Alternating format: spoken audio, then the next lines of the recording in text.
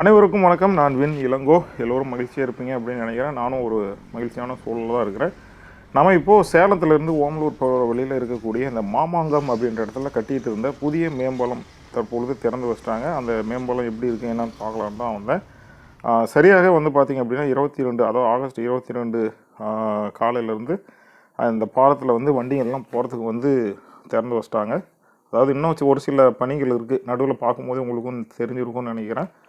மின் விளக்குகள் அமைக்கிறது, அதுக்கப்புறம் பார்த்திங்கன்னா நடுவில் அந்த பூச்செடி மாதிரி ஏதாவது வைப்பாங்க இல்லைங்களா, அதெல்லாம் மண்ணெல்லாம் பாருங்கள் கொட்டி தான் இருக்குது. இன்னும் முழுசாக நிறவில் நிறைய இடத்துல மண் இன்னும் கொட்டாமல் இருக்கிறாங்க. ஆனால் இந்த வழியில் பயணிக்கிறதுக்கு உண்டான சூழல் இருக்குது. அதனால் போக்குவரத்து நெரிசல் நாளுக்கு நாள் அதிகமாக இருக்குது அப்படின்னு சொல்லிட்டு இப்போ திறந்து விட்டாங்க. சம்பவம் என்ன அப்படின்னு பார்த்தீங்கன்னா, கிட்டத்தட்ட 2023 வாக்கில் நினைக்கிறேன் இந்த பகுதியில் பாலம் கட்டுவதற்கு ஆரம்பிக்கப்பட்டது. அதாவது சேலம் வந்து பார்த்திங்க அப்படின்னா ஒவ்வொரு நாளும் வளர்ச்சி அடைஞ்சிக்கிட்டே இருக்குது. அதுவும் வந்து சேலம் நகருக்குள்ளேயே இந்த பைபாஸ் போகும். அதாவது கன்னியாகுமரி முதல் காஷ்மீர் வரைக்கும் இருக்கக்கூடிய இந்த நெடுஞ்சாலை வந்து சேலத்தில் ஊருக்குள்ளே, அதாவது டவுனுக்குள்ளேயே போகிறதுனால இந்த போக்குவரத்து நெரிசல் அந்தந்த இடத்துல நிறைய இடத்துல நடந்துகிட்ருக்கும். அது ஏற்கனவே கடந்த அதிமுக ஆட்சியின் காலத்தில் பட்டர்ஃப்ளை பாலத்திலேருந்து கந்தம்பட்டி பைபாஸில் ஒரு மேம்பாலம், ஏவிஆர் ரவுண்டானாலேருந்து அந்த குரங்குச்சாவடியில் போய் இறங்குற மாதிரி ஒரு மேம்பாலம் கட்டியிருந்தாங்க.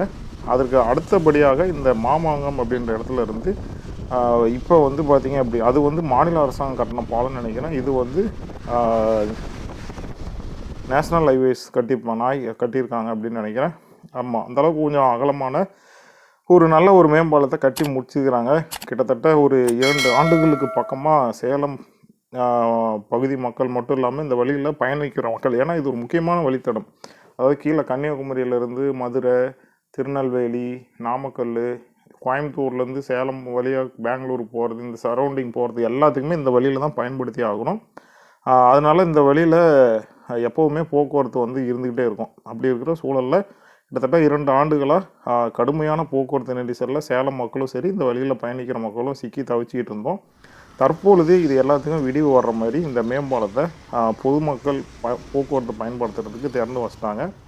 இன்னும் சொல்கிறேன், 100% இந்த மேம்பாலத்தில் வந்து வேலை முடியல. இங்கே பாருங்கள், சுற்றுச்சுவரில் வந்து அந்த பெயிண்ட் மாதிரி அடிப்பாங்க. ஆமாம், அதெல்லாம் இன்னும் அடிக்கலை. அது இல்லாமல் மேம்பாலத்தில் விளக்குகள் வைப்பாங்க நினைக்கிறேன், மின் விளக்குகள் வைப்பாங்க. ஆனால் அந்த மாதிரி கம்பங்கள் எதுவும் இல்லை. இது டவுனுக்குள்ளங்கிறதுனால மின் விளக்குகள் வைக்கணும் அவசியம் இல்லை, இருந்தாலும் வச்சா நல்லாயிருக்கும். இப்போ பார்த்தீங்களா, இந்த இடத்துல இன்னும் மண்ணு கூட குட்டி நிறவாத இருக்கிறாங்க. அதனால் இன்னும் வேலைகள் கொஞ்சம் இருக்குது. சுண்ணாம்பு அடிக்கிறது, சுண்ணாம்பு அடித்தாலும் இந்த அரசியல் கட்சிக்காரங்க வரவும் போகிறவங்களாம் விளம்பரத்தை ஒட்டிட்டு போயிடலானுங்க, அது ஒரு பக்கம். எனக்கு கேட்டால் சுண்ணாம்பு அடிக்காமையே விட்டுறலாம், சுவர் அப்படி இருந்தாலும் அது அழகாக தான் இருக்கும். சரி விடுங்க, அது ஒரு பக்கம். இருந்தாலும் இந்த வழியில் இந்த மேம்பாலத்தில் முழுசாக வேலை முடியல, இன்னும் கொஞ்சம் இருக்குது. ஆனால் பயணிக்கலாம். அப்போ நானும் இந்த வழியில் வந்து பார்த்திங்கன்னா வேலைக்கு தருமபுரிக்கு கிருஷ்ணகிரிக்கெலாம் போகும்போது இந்த வழியில் வருவேன். பேருந்தில் இருக்கும்போதும் சரி, இருசக்கர வண்டியில் போகும்போதும் சரி, ரொம்ப நேரம் இன்னும் போயிட்டு இருந்திருப்போம். அது இல்லாமல் கல்லூரிகள், பள்ளி கல்லூரிகள் காலை நேரங்களில் வேலைக்கு போகிறவங்க எல்லாத்துக்கும் சிரமமாக இருந்தது. தற்பொழுது எல்லாருக்கும் இந்த சிரமங்களுக்கு மத்தியில் ஒரு சின்ன விடுதலை கிடச்சி அப்படின்னு சொல்லலாம். விடுதலை கிடச்சின்னு மகிழ்ச்சி அடையாதீங்க. இந்த மேம்பாலத்துலேருந்து ஒரு 2 அல்லது 3 கிலோமீட்டர் போனீங்க அப்படின்னா அங்கே ஒரு டோல்கேட் இருக்குது. வச்சாம்பார் ஆப்பு எனக்குன்ற மாதிரி டோல்கேட்டில் வந்து நீங்கள் பணம் கட்டிட்டு தான் போய் ஆகணும். அதாவது என்ன அப்படின்னா, பாலங்கள் வந்து ஒவ்வொரு நாளும் கட்டப்படுகிறது. இதற்கான செலவினங்கள் டோல்கேட்டில் மொத்தமாக நம்மக்கிட்ட வாங்கிடுவாங்க. சரிங்களா? சரி போகட்டும், எது எப்படியோ போகட்டும். ஆனால் இந்த மேம்பாலம் கிட்டத்தட்ட சேலம் நகருக்குள்ளே இருக்கிற முக்கியமான ஒரு வழித்தடத்தில் இருக்கிற இந்த மேம்பாலம் கட்டி முடிக்கப்பட்டாச்சு. பொதுமக்கள் பயன்பாட்டுக்கும் திறந்தாச்சு. கண்டிப்பாக இந்த வழியில் நீங்கள் பயணிச்சிங்க அப்படின்னா தாராளமாக பயணிக்கலாம். சாலையில் பயணிக்கும் போது ஹெல்மெட் அணிஞ்சு பயணிங்க. இருசக்கர வண்டியில், காரில் போனீங்கன்னா சீட் பெல்ட் போடுங்க. பாதுகாப்பான முறையில் மிதமான வேகத்தில் பயணிங்க. அதுதான் நமக்கும் நல்லது, நம்மளை சுற்றி இருக்கிறவங்களும் நல்லது. இந்த பதிவு உங்களுக்கு பிடிச்சிருந்துச்சி அப்படின்னா மறக்காமல் லைக் பண்ணுங்கள். உங்களுடைய கருத்துக்களை மறக்காமல் கமெண்ட் பெட்டியில் தெரிவிங்க.